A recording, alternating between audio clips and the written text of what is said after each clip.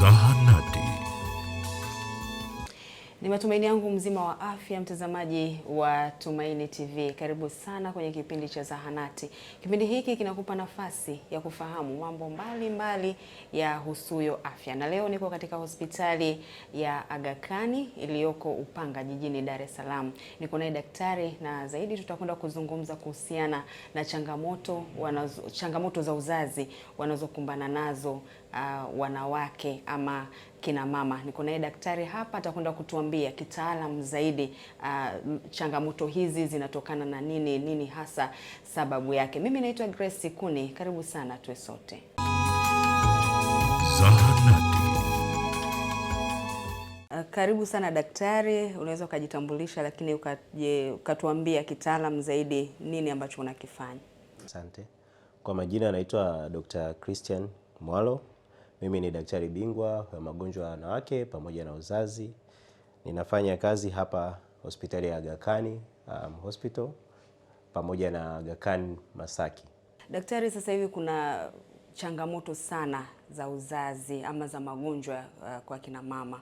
Wengi wamekuwa wakipitia changamoto, wengine wanakuwa wanapata labda uvimbe, lakini wengine wanakuwa wanapata magonjwa kama PID, nini, vitu vingi tu. Labda ni magonjwa gani hasa ambayo yanawasumbua wanawake kwenye jamii yetu sasa hivi? Sawa, magonjwa yako mbalimbali ambayo yanawasumbua wanawake, lakini kwa kutaja kwa uchache, magonjwa ambayo sana ambayo tunaona wanawake wengi wanasumbuliwa ni magonjwa ya maambukizi ya kwenye via vyao vya uzazi. Maambukizi yanaweza yakawa maambukizi ya fungus au maambukizi ya bakteria, lakini pia kama umetaja hapo kitu kinaitwa PID, na yenyewe ni maambukizi, lakini yenyewe maambukizi kwenye nyonga ya mwanamke ambayo inatokana na bakteria ambao wanakaa kwa muda mrefu bila kutibiwa, wanakopa wanapanda mpaka wanasumbua kwenye nyonga. Lakini pia kuna magonjwa mengine ambayo si ya maambukizi kama uvimbe kwa kitaalamu wanaita fibroid, lakini pia kuna magonjwa ya kansa ambayo pia na yenyewe ni sumbufu sana na watu wengi wanasumbuliwa. Daktari, labda nini hasa ambacho husababisha mpaka mama anapata maambukizi? Ziko sababu mbalimbali ambazo zinapelekea mwanamke akapata maambukizi. Inaweza ikawa bakteria au ya fungus, lakini sababu kubwa huwa tunasema ni usafi jumuishi kwa mwanamke. Na katika usafi inaweza ikawa kwamba ni usafi wa kujisafisha sana au usafi wa kutojisafisha kabisa.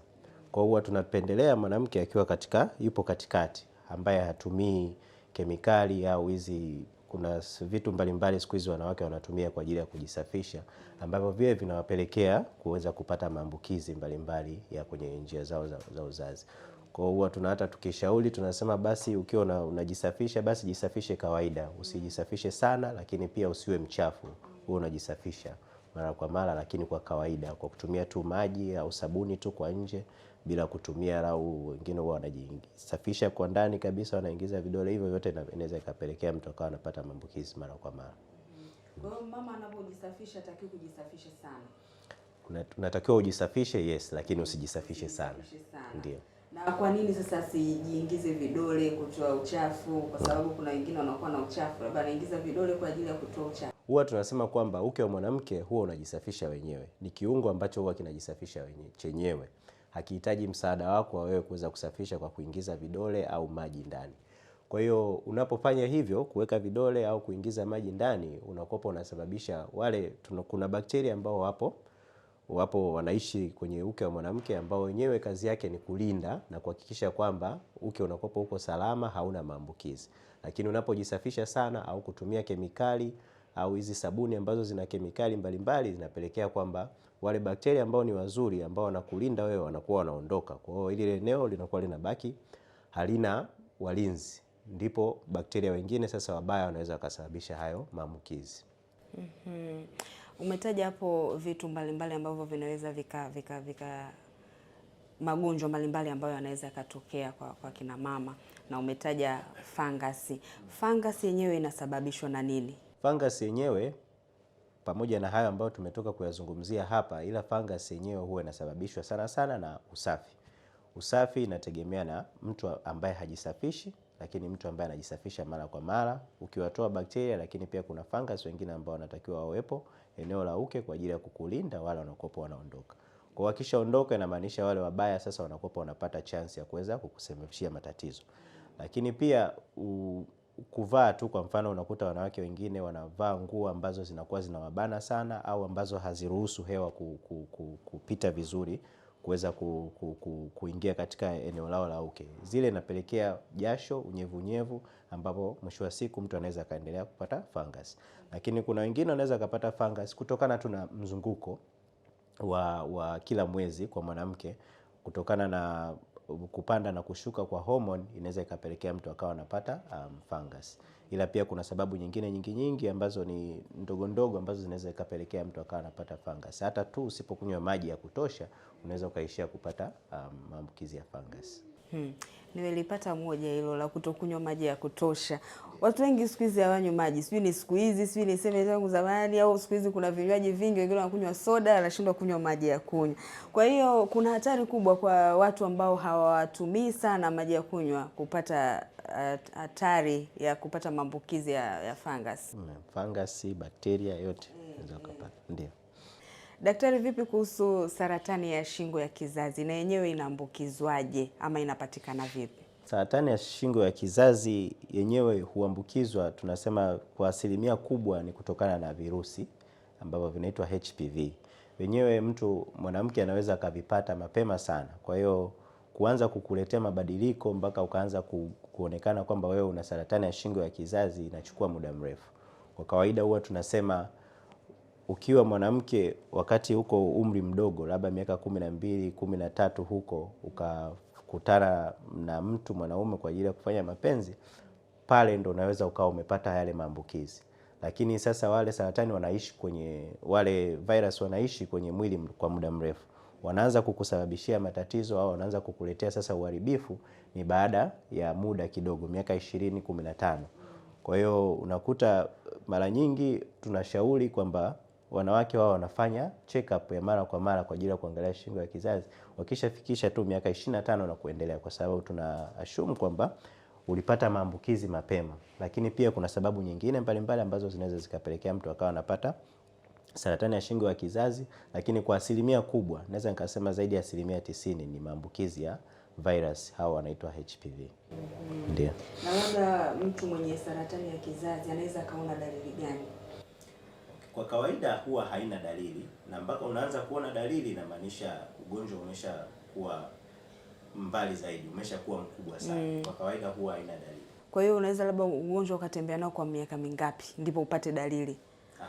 Kama nilivyosema, ukishapata wale wadudu wana mtindo wa kukaa mwilini kwa muda mrefu zaidi ya miaka 15, 20, wengine wanakuwa wanapata.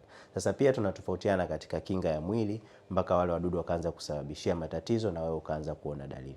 Ndio maana huwa tunashauri kwamba ikishafikisha miaka 25 anza kufanya check up. Angalau kila baada ya miaka 3 unakuwa unafanya check up. Hiyo ni mwongozo ambao upo kwa kila mwanamke kwamba unapima kila baada ya miaka 3 unapima tena. Lakini hao wa miaka 3 ni kutokana kama alipima wakati anapima akaambiwa kwamba hakuna shida, ndio watu tunashauri baada ya miaka 3. Ila kuna wengine sasa inategemeana na mtu. Kuna mwingine labda umeona kwamba kuna viashiria ambavyo daktari amepata wasiwasi, yule anaweza akakwambia uje baada ya mwaka mmoja au miezi 6, unakuwa mnatofautiana.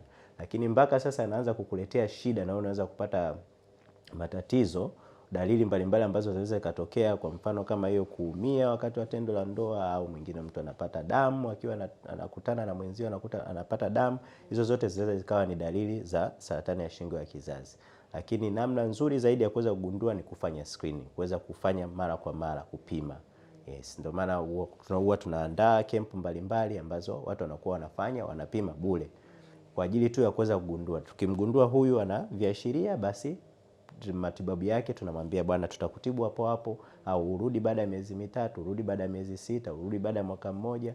Lakini kama kutakuwa hakuna chochote, basi tunakuwa tunashauri kila baada ya miaka 3 wewe unafanya check up. Hiyo ndo njia pekee ya kuweza kuzuia kwamba usipate hizo shida za saratani baadaye. Mmekuwa mkikutana na watu wenye ugonjwa huu wa saratani ya shingo ya kizazi, baada ya kuwapima mmekuja kuwagundua, labda mapokeo yao yanakuwaje? Wengi huwa wanapokea vizuri, lakini pia inategemeana na elimu ambayo madaktari au taasisi mbalimbali wamekuwa wakitoa, lakini wengi wanakuwa wanapokea vizuri. Lakini pia katika ugunduzi inategemea umemgundua yupo katika stage gani ya ule ugonjwa.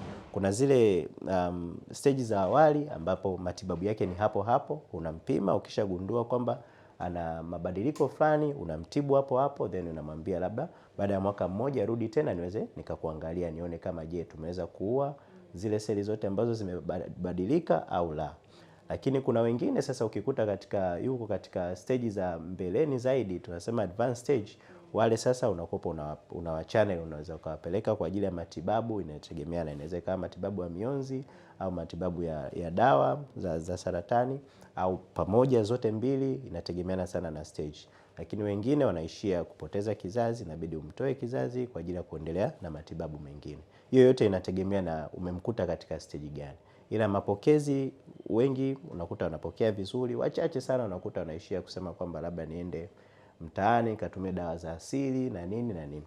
Yes. Kila baada ya miaka mitatu unatakiwa kupima. Sasa kuna watu ambao wanafanya hivyo na mwitikio upo vipi? Yes, kuna watu wanafanya hivyo. Kwa mwitikio siwezi nikasema ni mzuri sana, japokuwa tunapata kidogo watu wanakuwa wanakuja. Yaani ukilinganisha na mwanzo wakati campaign zimeanza na sasa hivi watu wanakuwa wanakuja. Ila mwitikio siwezi nikasema ni mkubwa sana au ni mdogo sana, upo wa wastani. Na asilimia kubwa ya watu ambao ukimkuta ukishamwelekeza anakuwa anarudi. Ni kwa sababu tu unakuta kile kipimo kidogo kiko uncomfortable, kinawafanya watu wanakuwa hawataki kurudi kwa hiari, wengine mpaka labda akumbushwe na nini. Lakini kusema kweli jamii inapokea hiyo program ya kuweza kuwapima, lakini asilimia kubwa kidogo naweza nikasema wanarudi. Ndio. Na mtazamaji, bila shaka umemsikia daktari, na wewe ambaye ni mvivu kunywa maji kama mimi, jitahidi kunywa maji. Maji ni muhimu sana kwa ajili ya afya zetu. Tunakwenda mapumziko mafupi, tukirejea tutaendelea na kipindi hiki cha Zahanati. Endelea kuwa nasi.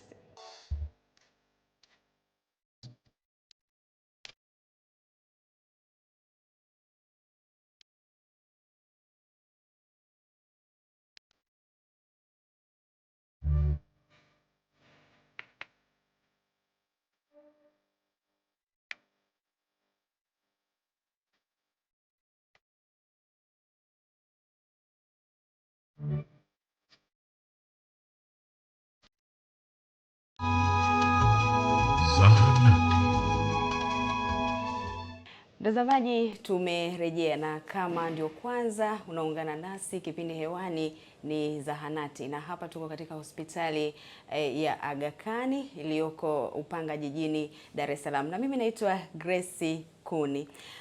Daktari, kuna wale watu ambao wanapata maumivu sana kipindi cha hedhi, lakini licha ya kupata maumivu, kuna wengine wanakuwa wanaenda siku nyingi kilinganisha na wenzao. Kuna wengine wanaenda siku 7, wengine siku 5, wengine siku 3. Labda kwa nini kunakuwa na huo utofauti? Umeuliza kuhusu changamoto za hedhi, lakini pia umegusia maumivu pamoja na kutokwa na damu kwa muda mrefu. Hizo ni changamoto ambazo wanawake wengi sana wanapitia. Ila tukisema kwenye maumivu, kuna maumivu sana kama ulivyosema wewe, wanapata maumivu sana. Ila pia maumivu tunasema yako subjective. Kila mtu ana kiwango chake cha kuvumilia maumivu. Kwa hiyo tunasema maumivu kidogo au ya wastani ni kawaida kwenye kipindi cha hedhi. Sawa? Lakini yale maumivu yasiyovumilika au tunasema maumivu ambayo yanakufanya shughuli zako za kila siku ushindwe kuzifanya, yale ni maumivu ambayo sio ya kawaida na ni maumivu ambayo yanahitaji uchunguzi. Lakini pia kutokwa na damu nyingi kipindi cha hedhi pia ni kitu ambacho sio sawa na ni tatizo na inabidi ifanyiwe uchunguzi. Zipo sababu mbalimbali ambazo zinaweza kupelekea mtu akawa anapata maumivu makali kipindi cha hedhi, lakini pia akawa anapata hedhi ambayo iko nyingi sana au inaenda kwa muda mrefu, wiki nzima mtu anakuwa anapata hedhi, au anapata vyote, maumivu pamoja na hedhi ambayo ni ya muda mrefu. Zote hizo ni changamoto za kwenye hedhi na zinahitaji kufanyiwa uchunguzi ili kuweza kugundua sasa ni shida gani ambayo mwanamke anakuwa nayo. Sasa hapo kabla labda hajapata uchunguzi, ni kitu gani ambacho anatakiwa kukifanya haraka haraka, yani cha haraka haraka, iwapo anakutana na changamoto labda kupata maumivu ama ya kutokwa na damu kwa muda mrefu? Sawa. Sasa kitu cha kwanza ni kwamba kama umepata maumivu ambayo sio ya kawaida, labda tangu umevunja ungo umekuwa ukipata maumivu ya kawaida, lakini all of a sudden umeanza kupata maumivu makali, tumia dawa za maumivu, lakini usiishie hapo. Dawa za maumivu ni kukufanya wewe uwe comfortable, uweze kuendelea na shughuli zako, lakini cha muhimu zaidi ni kwamba lazima uende kituo cha afya ukaonane na daktari, daktari akakufanyia uchunguzi ili tugundue tatizo ni nini na uweze kupata matibabu. Tunasema hivyo kwa sababu unaweza ukawa unasema unatumia dawa za maumivu ukakaa nalo tatizo, kumbe ni tatizo ambalo linakuwa kila baada ya muda. Kwa hiyo ni vyema lazima uende kituo cha afya kwenda kuonana na daktari. Hizi nyingine za kusema kwamba labda ununue pedi, sijui ubadilishe pedi, chukua pedi kubwa ambazo zitakusaidia kunyonya damu sana, hizo zote ni kwa ajili ya kujiweka sawa, lakini tatui tatizo ambalo lipo. Tatizo inabidi uende daktari akakufanyia uchunguzi, tukagundua ni tatizo gani, basi upewe matibabu sahihi. Na kwa kawaida daktari, mtu anatakiwa kwenda hedhi siku ngapi? Okay. Kwa kawaida mwanamke tunasema kwa wastani wa siku 3 mpaka 7 unaweza ukaenda hedhi. Sawa? Lakini je, hiyo hedhi iko vipi? Kwa kawaida wanawake huwa siku ya kwanza inakopo sio nyingi sana, damu haiwi nyingi, inakuja kama viashiria kwamba unaanza kutokwa na hedhi, then damu inakuja kidogo. Kwa kawaida wengi unakuta siku ya pili ya tatu damu inakopo inatoka nyingi, na kadri siku zinavyozidi kuendelea ile damu inaanza kupungua. Kwa hiyo tunasema mpaka siku 7 ni sawa, si mbaya sana. Japokuwa asilimia kubwa wenye hedhi ya kawaida unakuta siku 5 tu zinatosha kwao. Wengine wanaenda siku 3, wengine. Ukipata hedhi siku moja nayo ni tatizo, kwamba umebleed tu siku moja umemaliza nayo ni tatizo, lakini pia ikizidi wiki nzima pia ni tatizo. Ni bora ukaenda kufanya uchunguzi kwa kuangalia tatizo ni nini. Na kuna wale ambao wanabadilika, yaani utakuta labda mwezi huu ameenda kawaida, mwezi ujao anakuwa na, yani kabla hata mwezi hujafika anakuwa anaenda, labda ile nayo inasababishwa na nini? Sawa. Sasa hapo kwenye kabla mwezi hujafika huwa wanatofautiana. Kuna wengine kilini mwao elimu aliyokuwa nayo ni kwamba kama amepata hedhi tarehe 5 au anapata tarehe 5 kila mwezi, ambayo si sahihi. Hedhi tunasema ule mzunguko wa hedhi una siku kadhaa. Kuna wale ambao wanaenda siku 21, kuna wale wanaenda siku 22 mpaka siku 35. Tunatofautiana katika siku na siku, na ukiwa unapata kuanzia siku 21 mpaka siku 35, ndani ya hapo tunasema mzunguko wako hauna shida, uko tu kawaida. Ikiwa ni chini ya hapo au ikiwa juu ya hapo ndio tunaanza kusema kwamba kuna shida. Kwa hiyo ikitokea mara moja mara mbili kwamba mzunguko wako labda leo umekuja siku 28, mwezi unaokuja umekuja siku 26, au mwezi unaokuja ukaja siku 30, bado si mbaya, hahitaji uchunguzi wowote kusema kwamba kuna shida. Lakini ikiwa hivyo kwa muda mrefu au kila mwezi wewe unaenda mara 2, then hiyo inakopo ni shida, inabidi ufanye uchunguzi. Ndio. Kuna watoto wachanga nao wanapata hedhi. Hili liko vipi? Sasa watoto wachanga, mpaka kusema kwamba mtoto mchanga amepata hedhi inabidi hiyo daktari ndo aseme.